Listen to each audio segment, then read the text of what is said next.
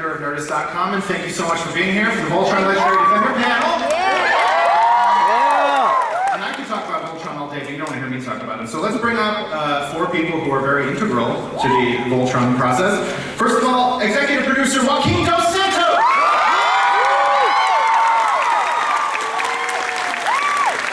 Next, co-executive producer Lauren Montgomery.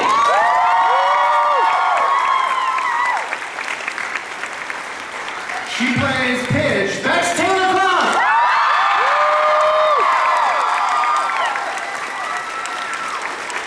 And he plays Hawk Tyler Lee.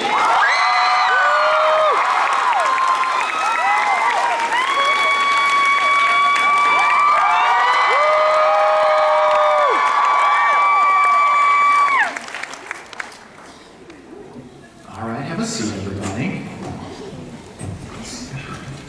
So what's it like watching an episode like this with a giant room full of people screaming? I mean, we were standing off to the side there. I don't know if anybody knows, but I mean, we were, you know, at each sound you guys make, I get crazy chills, like goosebumps all over the place. So yeah, I mean, it's the most exciting thing in the world. So yeah, you saw it up there. We can finally say that new episodes of Voltron will be on Netflix August 4th. Yeah! So what can we look forward to in season 3? Lotor. Sort of carry that through. I mean, Lotor's our big reveal, even though maybe he was slightly revealed unintentionally a little earlier. I think what's great about this episode in particular is that it sort of teases a little something for every character, and you see, you know, Pidge continuing her search for her family. Continuing his amazing cooking skills. Growing as a chef every day. How many episodes are we going to see in season 3? So we are going to see 7 episodes in season 3. It's a smaller drop, but there's an upside to this. The next drop will be in October. Maybe you want to elaborate what the sort of idea is behind that. I think the idea is to get you guys more Voltron more often so that you don't have to wait quite so long in between each drop. And just we'll be dropping it in smaller doses, but you'll get to see it more. It'll carry you through the dark times. You always come back for your fix. Okay, so let's get right into it. Let's start with the loss of Shiro. Yeah, real sad. He's not gone. So especially Keith, but the whole team is really struggling with this absence. You know, what's in store for them while they work to rebuild the team? I mean, you know, I think the interesting thing is that there's loss on both sides. So I think the Galra are dealing with sort of reconstructing their team, and so is Voltron. And so, I mean, obviously Keith takes it the hardest, but I think everybody's genuinely affected by it. Yeah, I mean, Shiro was kind of the glue that held that team together. As long as he was there, you knew things were going to be okay. You knew Shiro was always going to have a plan. And now that you've taken that out of the equation, you have these 4 paladins left with no real leader figure to look at. And so they're kind of struggling with that, and they know they need to find someone to continue on with Voltron, but they just don't know exactly where to look. Pidge continuing the quest for her family in this episode. Bex, what can you tell us about playing that character and continuing the search in season 3? Well, it's really fun to have, like, Pidge has a drive, such a deep, deep love for her family, and she's just determined to find them, and she keeps getting closer and closer. So it's been fun to kind of play that throughout the series of, like, the excitement as she finds something new, and then the devastation as something falls apart, or as it doesn't pan out, or when it does. But yeah, so she's got more avenues to explore through this season, which I'm excited about. And visual evidence too, which is that's more than she's had And before. Corinne can help. Yeah, I mean, just hearing the crowd react to like the sight of Matt on the screen, that's exciting for us, because it means, you know, as an actor, you're doing your job and sort of selling the emotion of all that, but the story's playing out, and you guys genuinely care about the whereabouts of these characters that probably had, you know.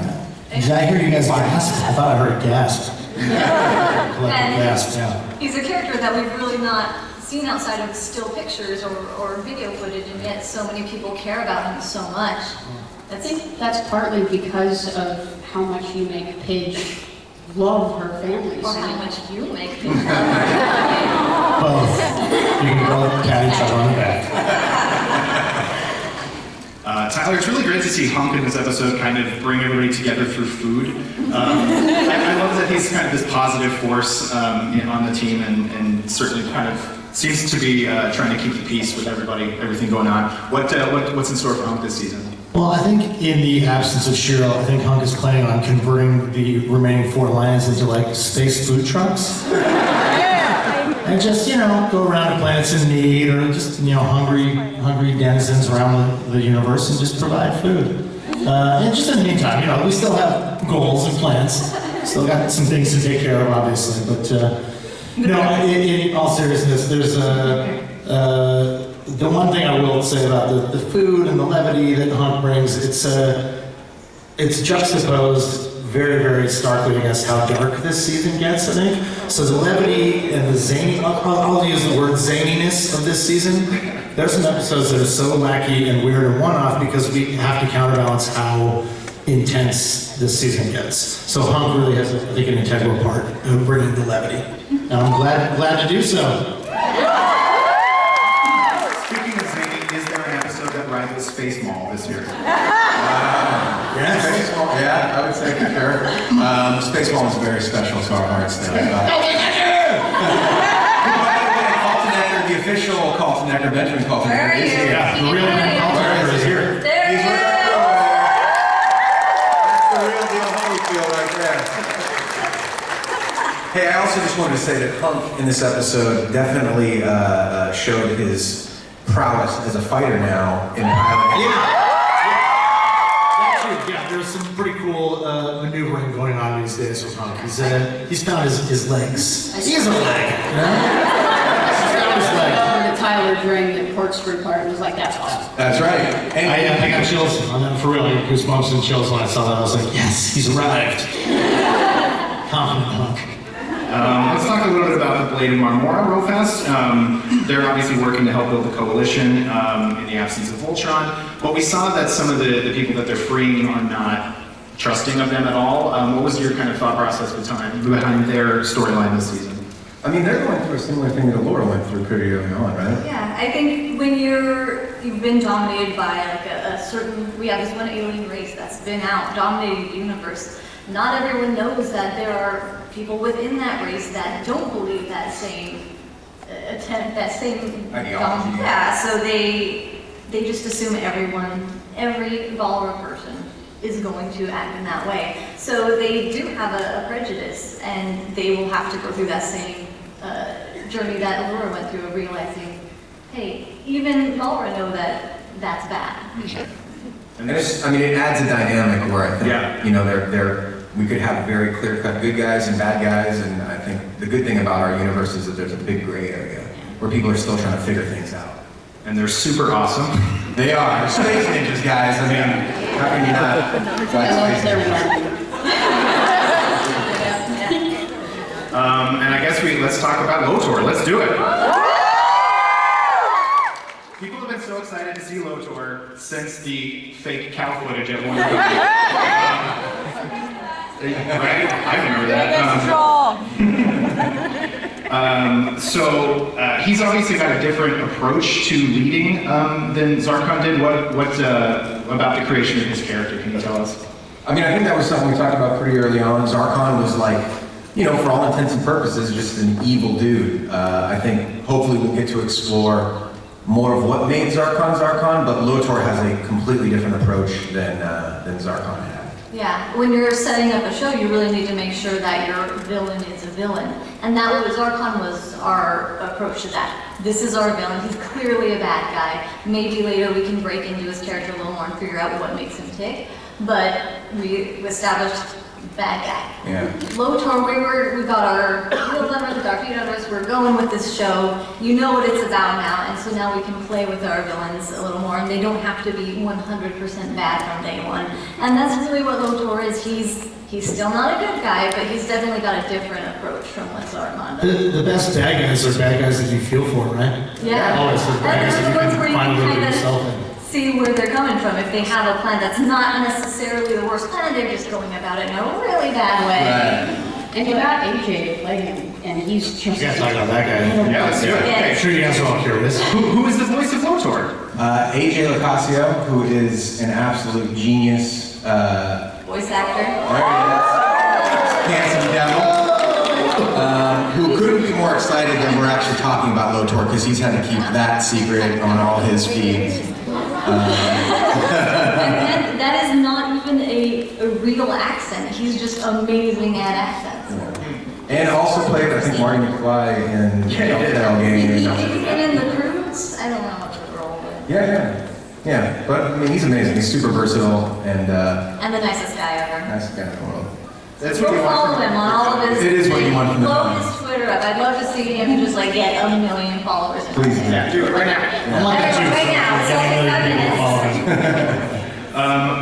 I kind of want to, we probably don't want to give anything away, but I just want to mention Lotor's like the Justice League of bad guy friends. Super awesome. I'm assuming we're going to learn, first of all, their names, but second of all, like what they do this season. Yes, I mean, so we can't say that they're his confidants, they're his sort of top generals, and I think moving from, what you've seen of the Galra Empire before, this is a much heavier female representation within the Galra ranks.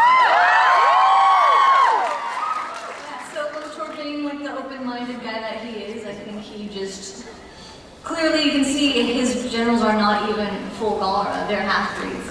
And so he's not quite going down that very staunch, like, the old way is the only way road that his father went down. He's open-minded, he's looking for the best people to do the job, and he found these 4 women that really kind of fit his way of going about things. I think too, he's like, like if you watch a film like Gladiator, when you really think about it, Maximus was like, he was the hero of that story, but his ideology, when you really think about like the Roman Empire, he's kind of a jerk.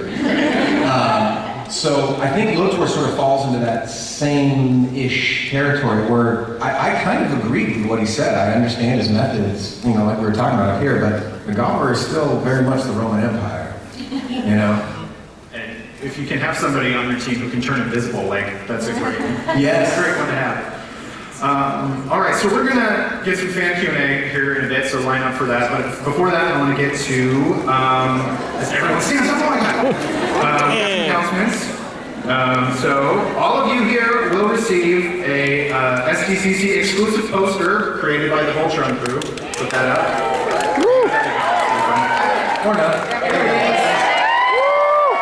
So you guys can connect that one with the previous one that was released in this sort of... What was that? Oh, New York. Is that a New York? Yeah, if anybody was in New York, Yeah. guys. Sorry, guys. Speaking of art, can I really quickly commission some fan art of like Lotor as a Roman general? I need this now. Can I showcase some fan art that I'm wearing right now? Get this on the screen. This girl, Alexandria, has made these like original Voltron shoes. Technically, yeah. There we go. You should follow her. Let me make sure I got the right information here. Her name is Alexandra Lee, and she's at Art and Alexandra. At Art and Alexandra. Anyway, those are pretty cool. I mean, the amount of art that the fandom creates is just astounding. And the amount of high quality art, the amount of art that oftentimes looks better than our silly scribbles, it's insane. I mean, you guys are the greatest of all time, for sure. Yes, fans ever. All right, so you guys, on top of that cool poster, you will also receive a copy of The Rise of Voltron, a new chapter book from Simon & Schuster, hard to say. Also, since you're here, which you are, you must go and stop by Hunk's Food Goo Replication Station. It's a Petco Interactive Zone. You get some free food goo daily through Sunday. He's slanging some goo. Gotta get some. The team up here will be at Fandom Fest, also in the Petco Interactive Zone at 2 p.m.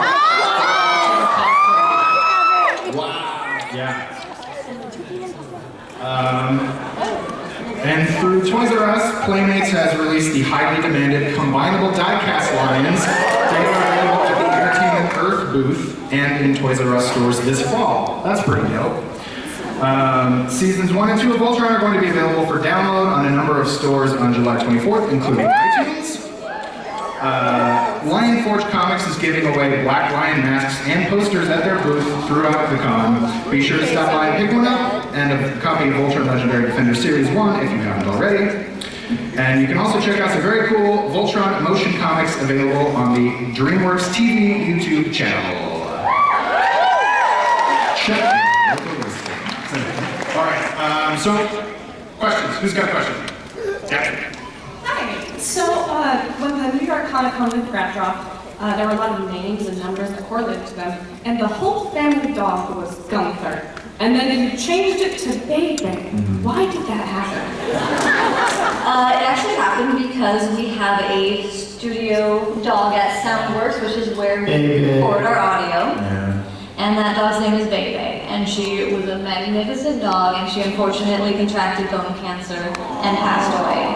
And since our original file name for the dog was Gunther, but since the name had never been said in the show, it was still kind of open. Yeah, open to interpretation. So we, in honor of Bebe, we named the Pidge family dog Bebe. That's a little alphabet, eh? We love Yes.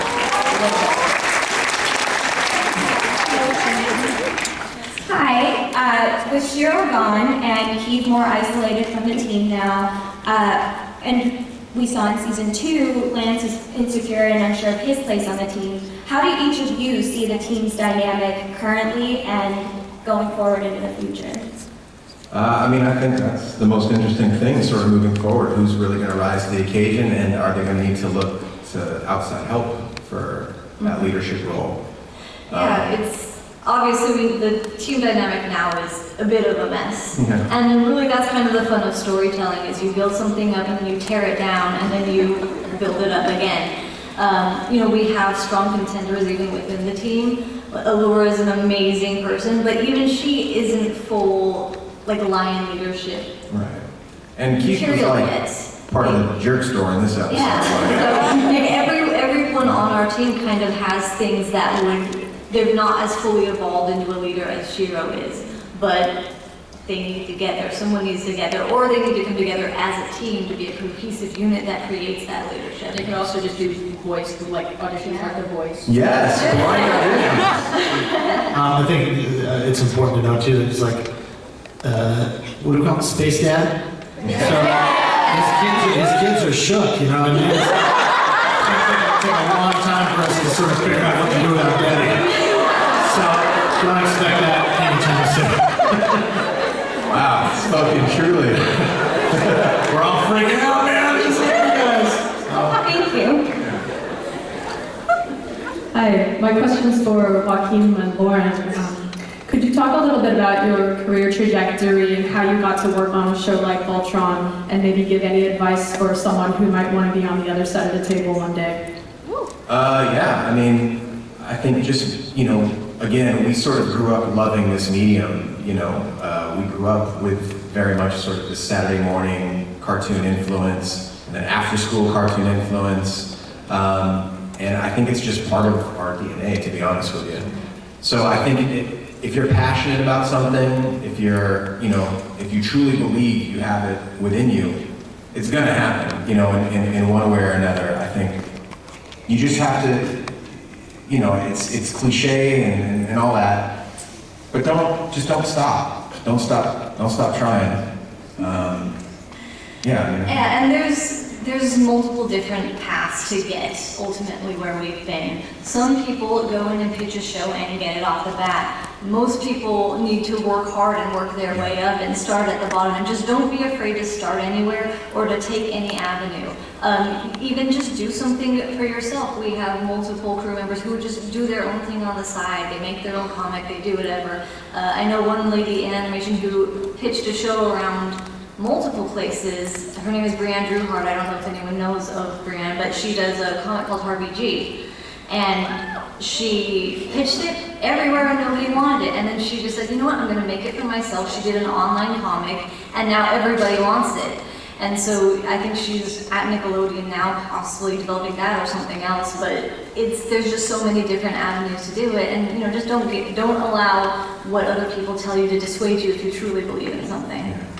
I will say one more caveat to that is don't be afraid to work for somebody else either. So the counterpoint to that is there are absolutely those like sort of Cinderella stories where you pitch something and it gets made, but we came up through the system. We worked under other people and learned the methods for years and years and years before we got our shot. So that, you know, I think that the hard work put in there also is It would prepare us for ultimately making this show.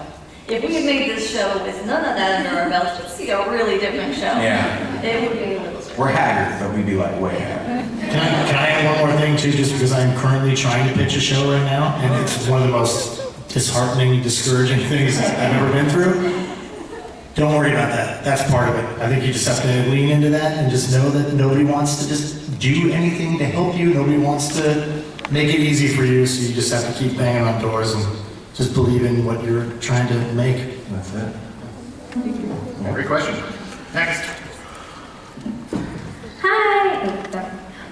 It's actually a fun question. Oh. I was wondering, because we've been shown that Lance comes from a big family, and I wanted to know if he was the middle, youngest, or oldest child.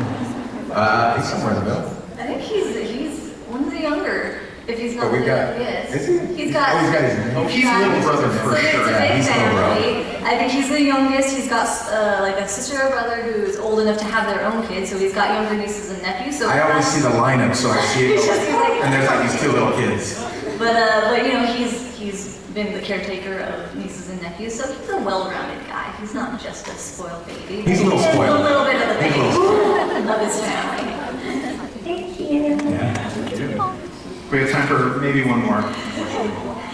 Hi, so I know that the ethnicities of the other paladins have been revealed, but we don't know Keats, and like besides Galra, like what's his name? Huh? Sorry, we didn't hear it. Yeah, I mean, you know, we got stuff that we're holding on to for you guys.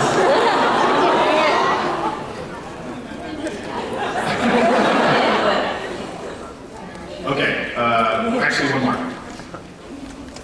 Hi, I wanted to ask if Hunk's real name is Hunk or if it's a nickname. Oh my gosh, I can't believe I've never even considered that. Yeah. Let's make one up right now. What's Hunk's name? Let's do it. Maybe we should ask these guys first. Do you guys ever have any? We're incredibly comfortable with Hunk for now. Yeah. And yeah, I think Pidge is the only one that we really... Gordon Ramsay. There, wow. So that's what Gordon Ramsay did after Kitchen. I see. There, his name's Gordon Ramsay. But it's spelled with like a J. It's a hard J. He calls everybody donkeys. You donkey! It's Hunk. It's on, yeah. There's Hunk. All right, so before we go, there's something else we have to show you, and Laura can tee that up for us. Nice. Oh, so we've got a little bit of a teaser for you of the upcoming season, just to give you a taste of what you can see. And this is not being shown anywhere else, it's only for you guys. Yeah, And take it, this is the end. Roll the thing.